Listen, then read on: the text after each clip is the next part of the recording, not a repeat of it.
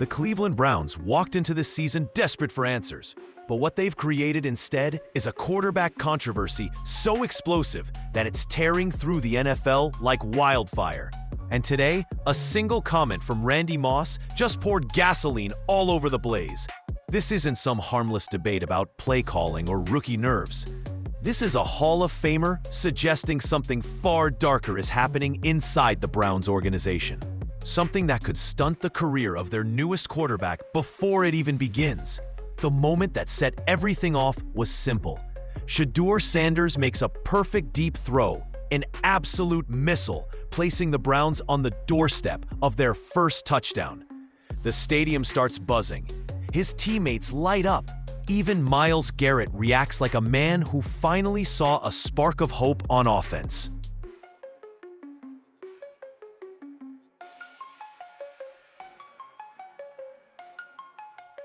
It was the kind of moment you let a young quarterback finish, the kind you build confidence on, the kind you remember. Instead, Cleveland pulled him, not once, but twice. And they replaced him with a wildcat formation that robbed Sanders of the touchdown opportunity he earned.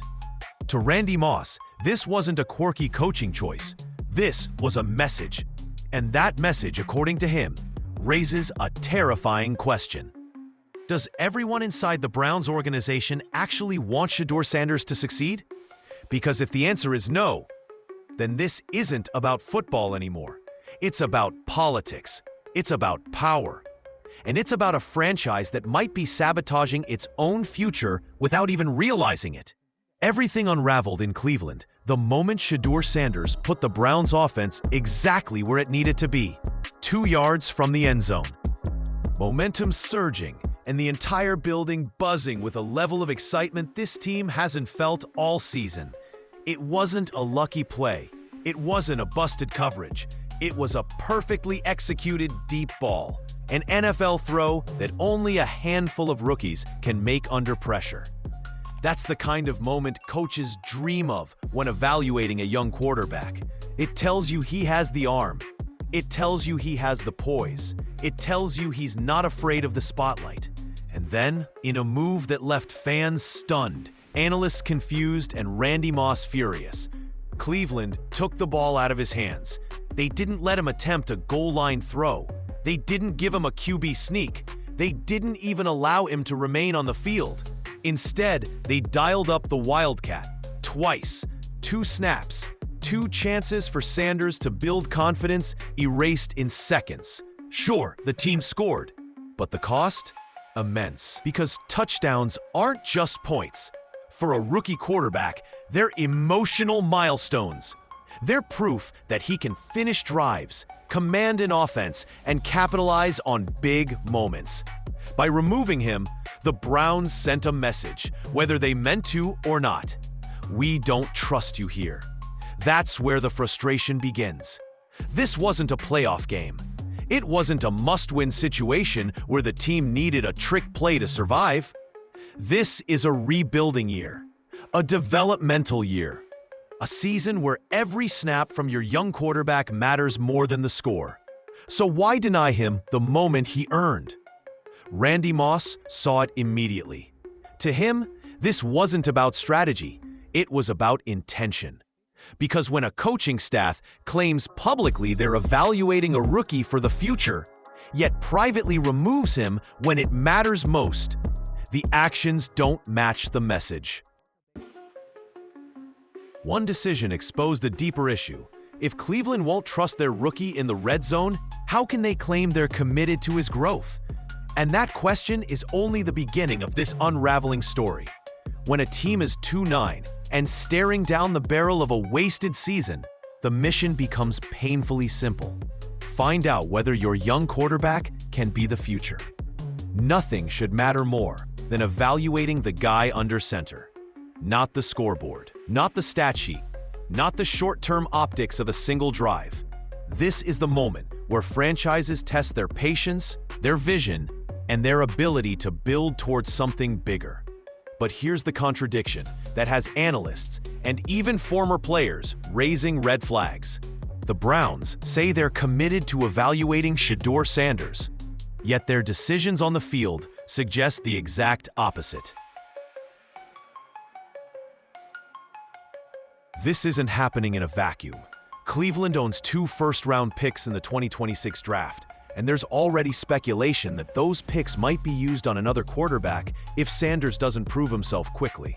So every drive, every throw, every chance he gets to showcase his potential is another piece of evidence that could secure or destroy his future in the league. And that's exactly why pulling him in the red zone strikes so many people as more than a simple coaching mistake. It looks intentional. It looks cautious to the point of dysfunction. And to some observers, it looks like sabotage. Because if the Browns truly wanted a clear picture of who Sanders is, they wouldn't limit him in the most defining moments. Evaluating a quarterback isn't about safe screens and handoffs. It's about seeing how he responds when the moment demands poise.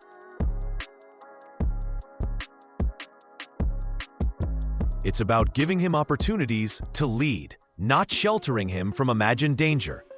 Observers have also pointed out something even more concerning: the disconnect between the organization's public messaging and the way they're actually deploying Sanders. Coaches keep saying he needs game reps, that they're excited about his growth, and that they want to see him in pressure situations. Yet when a real pressure moment arrives, standing 2 yards from the end zone, they turn to a formation that removes him entirely. That contradiction is what fuels the suspicion. And when a Hall of Famer like Randy Moss openly questions whether everyone in the building wants Shedeur to succeed, it shifts the conversation from football strategy into something deeper: organizational alignment, or lack of it. If the Browns are genuinely torn, those fractures won't just affect play calling. They'll affect play confidence, locker room trust, and long-term development. Because you can fix mechanics, you can coach decision-making, but if the organization itself is divided, that's the kind of sabotage no rookie can overcome alone. Before Shedeur Sanders ever took an NFL snap, he was already one of the most polarizing rookies in the league. Not because of his talent, not because of his mechanics, but because of who he is and how boldly he carries himself. From the wristwatch celebration to the confident interviews, from the talk of becoming legendary to the swagger he brings onto every field, Sanders walks with a presence that demands attention. And in the NFL, that kind of personality never lands quietly. Some people love it, some people hate it. And inside a building like Cleveland's, where stability has been rare and quarterback turnover has been constant, that energy can feel either refreshing or threatening. This is where the double standard becomes impossible to ignore. Veteran quarterbacks across the league talk about being the guy all the time. They show swagger, they show attitude, they show fire, and the media praises it, calls it leadership, toughness, moxie. But when Shedeur does it, suddenly it's arrogance. Suddenly it's immaturity. Suddenly it's a problem. The post-game interview drama is the perfect example. Critics jumped on him for not immediately praising the defense, even though he later made it clear he wanted to elevate the entire team. Meanwhile, established quarterbacks use "I" and "me" constantly, and nobody flinches. For Shedeur, every facial expression becomes a headline, every comment becomes a debate, and every mistake becomes ammunition. But here's the uncomfortable truth. Swagger only becomes an issue when people are waiting for you to fail. And the scrutiny Sanders faces feels personal at times. Like some people resent the confidence he brought from college. They question whether his personality fits the Browns' culture, as if a 2-9 team has earned the right to critique anyone's swagger. Yet personality is not the problem. It's a distraction, a convenient narrative that overshadows the real issue, whether the organization is willing to embrace a quarterback who doesn't fit their usual mold. Because history has shown us that rookies who challenge norms often get judged more harshly. The question now is whether Cleveland is reacting to Shedeur's style or using his personality. This is a Hall of Famer who built his reputation on understanding quarterbacks better than most coaches. He knows what confidence looks like. He knows what distrust feels like. And when he looked at what happened to Shedeur Sanders, he didn't fall back on cliches or coach speak. He went straight to the uncomfortable truth that everyone else tiptoed around. Moss didn't just question the play calling. He questioned the intention behind it. To him, the Wildcat substitution wasn't a harmless wrinkle. It wasn't a quirky coaching preference. It was a signal, one that suggested something was off inside the Browns building. Moss pointed out the one thing that hit harder than any film room critique. I don't know if everybody in that building wants him to win. For a franchise, that's a devastating accusation. Because losing games is one thing. Losing alignment? That's how careers fall apart before they ever begin. Moss has been around this league long enough to recognize when a team's actions don't match its words. The Browns say they want to evaluate Shedeur. They say they want him to grow. They say he's part of their future. Yet when the moment came for him to shine, when he put the team at the goal line, they pulled him from the field. To Moss, that disconnect wasn't subtle. It was glaring. He saw a pattern, the tension between what Cleveland claims to want and what they're actually doing on the field. And for a young quarterback trying to establish himself, that is the most dangerous environment possible. Because quarterbacks don't just need reps, they need belief. They need commitment. Everyone in the building rowing in the same direction. And when Moss openly suggests that support isn't universal,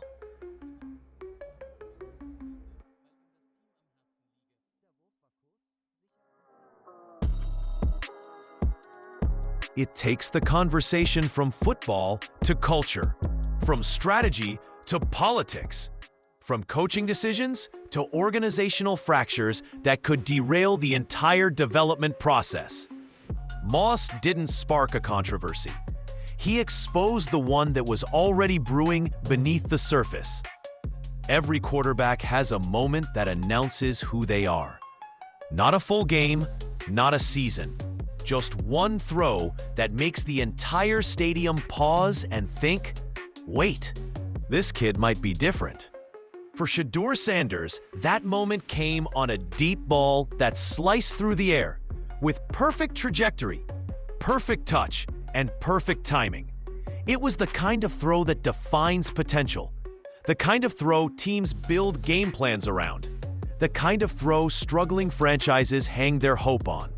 And Cleveland ignored it. One of the most dominant defensive players of this generation exploded with excitement. This is a guy who spent years dragging the Browns through games almost single-handedly. He doesn't celebrate offensive plays lightly. His reaction showed something undeniable. This team has been starving for a quarterback who can make that kind of play. For a brief moment, everything aligned. The offense felt alive. The stadium felt energized. It felt like the first spark of a new era, one where potential finally outweighed frustration, a confidence-building milestone that rookies rarely get in tight, pressure-packed moments. This wasn't about plays. It was about belief. Sanders had just proven he could deliver in a moment when it mattered. And the response from the sideline was essentially, not yet, not you. That's why analysts and players reacted so strongly. Because you don't teach moments like that. You nurture them. You build on them. You let the rookie feel what it's like to finish the job. Cleveland didn't just ignore a great throw. They ignored the message behind it. And in doing so, they raised a new, troubling question. If they won't trust Shedeur after his best moment, when will they? To understand why this moment with Shedeur Sanders feels so tense, so fragile, you have to look at the Browns' history. Because no franchise in the modern NFL has for decades. The Browns have been trapped in a revolving door of short-lived experiments, emergency stopgaps, maybe this will work signings, and draft picks that never developed into anything close to a franchise player. It's not just a pattern anymore. It's an identity, an expectation, a wound this team hasn't healed from. Since their return in 1999, the Browns have cycled through 30-plus starting quarterbacks. Star prospects fizzled out, veterans regressed, promising rookies collapsed under pressure, and mid-season replacements turned into late-season regrets. Every year, Cleveland fans hold their breath, hoping the newest name on the jersey will finally stick, only to watch the cycle repeat. And that's what makes the handling of Shedeur Sanders so alarming. If this team had a long track record of developing quarterbacks, people might brush off the Wildcat decision as a harmless quirk. But this is the Browns, the team known for stunting growth, not nurturing it. The team known for failing to commit to young signal callers. The team that never seems to fully support the guy under center until it's already too late. Which begs the uncomfortable question, is Cleveland about to repeat the same mistake again? They drafted Sanders because they believed he had the upside, the arm talent, and the mental toughness to break this curse. Yet instead of empowering him, they're tiptoeing around his development like he's a temporary rental instead of a long-term investment. When a franchise has endured this much quarterback trauma, you'd expect them to be extra committed to the rare player who actually shows flashes of real potential. Instead, they're treating him with the same cautious, inconsistent approach that derailed so many careers before. And that's the biggest red flag of all, because if Shedeur Sanders truly has the tools to break the cycle, then Cleveland can't afford to sabotage his momentum or their own future, one conservative decision at a time. For all the noise surrounding the Browns, for all the scrutiny aimed at their rookie quarterback, the actual tape tells a very different story. Strip away the opinions, the controversies, the conservative play calling, and what you're left with is a young quarterback showing the exact traits NFL teams spend years trying to develop. Shedeur Sanders didn't just survive his debut. He showed flashes that demand attention. Start with the most important thing a rookie quarterback can offer: ball security. Most first-time starters panic, force throws, or try to play hero ball. Shedeur didn't. Outside of one interception, he played controlled. That alone sets him apart from dozens of rookies who crumble under pressure. He didn't let the moment swallow him. He respected the assignment. Then there's the arm talent. That deep ball, perfectly weighted, perfectly timed, dropped exactly where it needed to be. Wasn't a lucky toss. It was the kind of throw coaches look at in slow motion and say, yeah, that's an NFL arm. Plenty of quarterbacks can manage an offense. Very few can create explosive plays with pure talent. Shedeur showed he belongs in the second category. His poise stood out too. He took hits. He stood in collapsing pockets. He delivered throws without flinching. You can't coach that. You can't teach a quarterback to stay calm when giant defenders are trying to bury him into the turf. That's instinct. That's toughness. That's something Cleveland has been searching for, and here's what really matters. His teammates saw it. Myles Garrett's reaction wasn't just excitement, it was validation. It was a defensive superstar recognizing that maybe for the first time in a long time, the Browns have a quarterback worth believing in. So when critics claim Shedeur isn't ready, when analysts nitpick his swagger, when coaches limit his chances, just remember, rookies don't need perfection to prove they belong. They just need moments. Moments that reveal their ceiling. Moments that show who they can become. And Shedeur Sanders already delivered those. Cleveland just has to stop getting in the way long enough to let him build on them. The Browns don't just stand at a crossroads. They stand at a cliff. And what they choose to do next will determine whether they finally break free from decades of quarterback misery or repeat the same cycle that has haunted this franchise for years. Because Shedeur Sanders isn't just another rookie stepping into a tough situation. He's the latest test of whether Cleveland can recognize potential when it's staring them in the face. or whether they'll fumble their future the way they've done time and time again. This season isn't about wins. It isn't about playoff hopes. It isn't even about building a flashy offense. It's about clarity. The Browns need to know, truly know, whether Sanders is the quarterback they can build around. And the only way to find that out is by giving him real opportunities, real trust, and real moments to prove himself. Anything less is negligence disguised as caution. If Cleveland continues sidelining him in critical moments, they risk more than just stunting his development. They risk losing the locker room. They risk losing fan confidence. And they risk reinforcing a franchise that can't commit, can't develop, and can't get out of its own way. But here's the flip side, the hopeful side.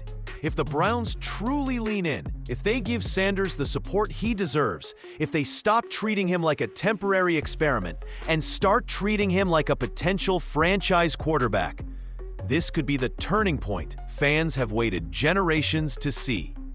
The deep ball, the poise, the intelligence, all the ingredients are there. What he needs now is a team willing to invest in him. That's why Randy Moss's comments cut so deep, because they force the organization, boom, and everyone watching to confront a question that cannot be ignored anymore. Do the Browns want Shedeur Sanders to succeed? Or are they afraid of what happens if he actually does? The answer will define the next decade of Cleveland football. And as the clock keeps ticking, one thing becomes crystal clear. Shedeur's future isn't the only thing on the line here. The identity of the entire franchise is at stake.